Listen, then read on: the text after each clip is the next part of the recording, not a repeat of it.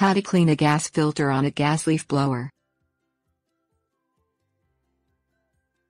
Gas leaf blowers are helpful in the fall for gathering and removing large amounts of leaves and other debris from your yard or any other area.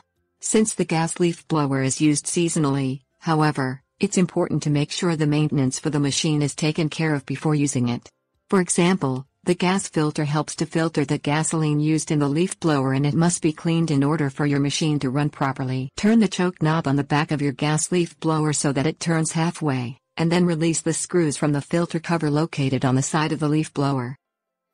Use a rag to wipe off any loose dirt that appears around the filter. Pull the filter unit, and then remove the pre-filter from the unit. Wash the pre-filter in warm soapy water and then place the filter on a paper towel. Allow for at least 1 hour for the pre-filter to dry. Remove and replace the felt filter element if it is dirty with a new felt element, which you can purchase at your local home and garden store. Slide the pre-filter of the new element on the filter unit and then place back onto the machine. Place the filter cover back on and then tighten the screws.